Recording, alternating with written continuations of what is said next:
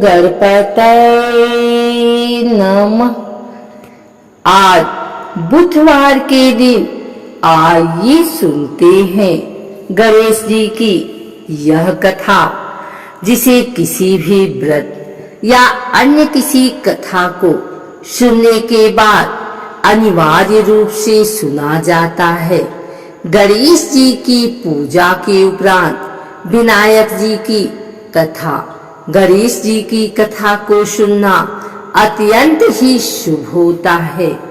एक बार गणेश जी महाराज एक सेठ जी के खेत में से जा रहे थे, तो उन्होंने 12 दाने अनाज के तोड़ लिए।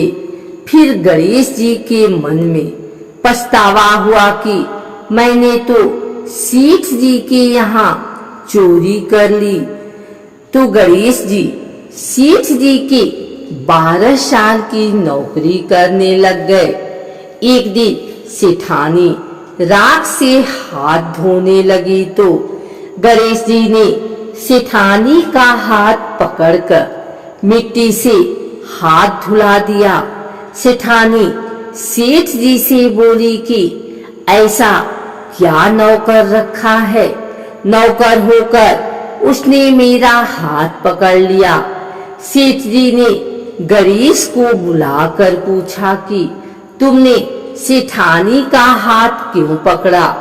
तो गणेश जी ने बोला कि मैंने तो एक सीख की बात बताई है। राख से हाथ धोने से घर की लक्ष्मी नाराज होकर घर से चली जाती हैं और मिट्टी से हाथ धोने से आती हैं। सेठ जी ने सोचा कि गणेश है तो सच्चा। थोड़े दिन बाद कुंभ का मेला आया। सेठ जी ने कहा, गणेश सेठानी को कुंभ के मेले में स्नान करा कर ले आओ। सेठानी किनारे पर बैठकर नहा रही थी, तो गणेश जी उनका हाथ पकड़कर आगे डुबकी लगवा लाए। घर आकर सेठानी ने सेठ से कहा कि गणेश ने तो मेरी इज्जत ही नहीं रखी और इतने सारे आदमियों के बीच में मुझे घसीटकर आगे पानी में ले गए।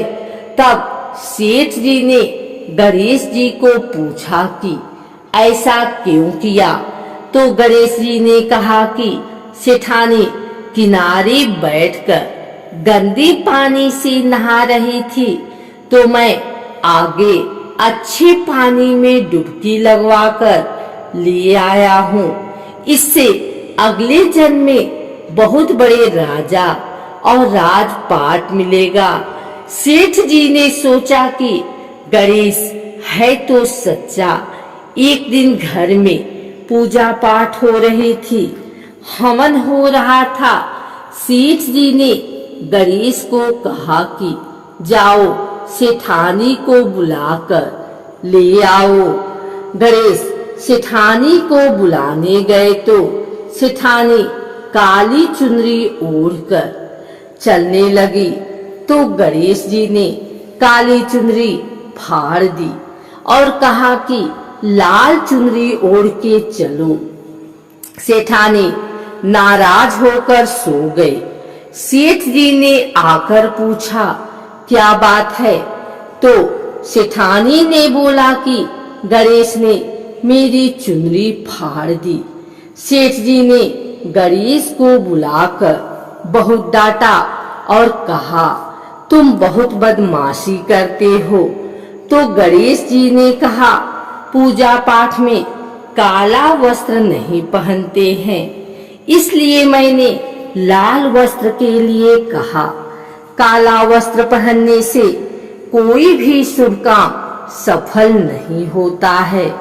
फिर सेठ जी ने सोचा कि गणेश है तो समझदार। एक दिन सेठ जी पूजा करने लगे, तो पंडित जी ने बोला कि ओ गणेश जी की मूर्ति लाना भूल गया, अब क्या करे?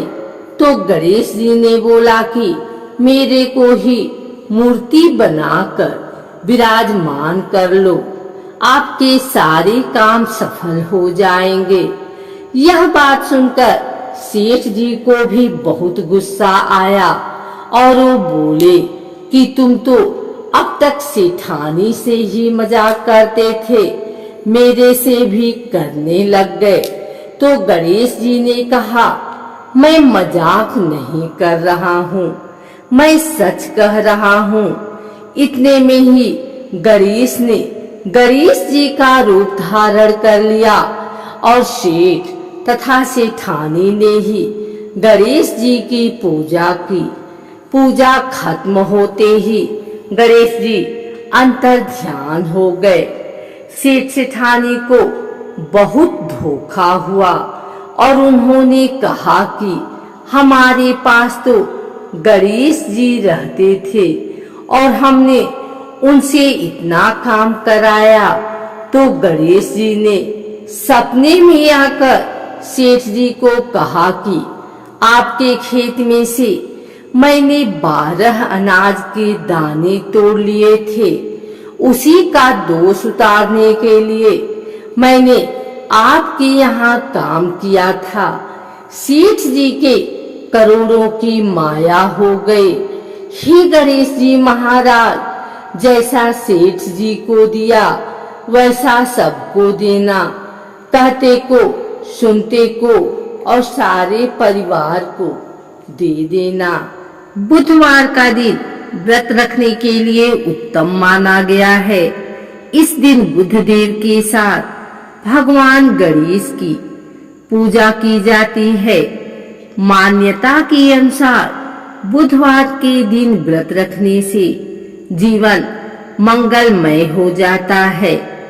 ऐसा कहा जाता है कि इस दिन व्रत रखने से बुद्धि में वृद्धि होती है। पौराणिक मान्यता के मुताबिक बुधवार के व्रत की शुरुआत विशाखा नक्षत्र बुधवार से होनी चाहिए।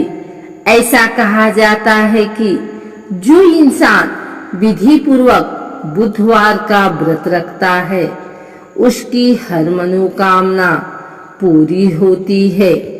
बुधवार का व्रत रखने से जीवन में सुख शांति बनी रहती है तथा व्यक्ति समृद्धशाली बनता है। यह व्रत रखने से किसी भी व्यक्ति को कभी धन धान्य की कमी नहीं होती। बुधवार का व्रत रखने से विभिन्न क्षेत्रों में सफलता मिलती है। अगर आपको यह वीडियो अच्छी लगी हो तो इसे लाइक करें, कमेंट करें, शेयर करें। हमारे चैनल भक्ति गाथा को सब्सक्राइब करके बेल नोटिफिकेशन ऑल पर सेट कर लें ताकि आगे आने वाली वीडियो सबसे पहले आप तक पहुंच सके। धन्यवाद।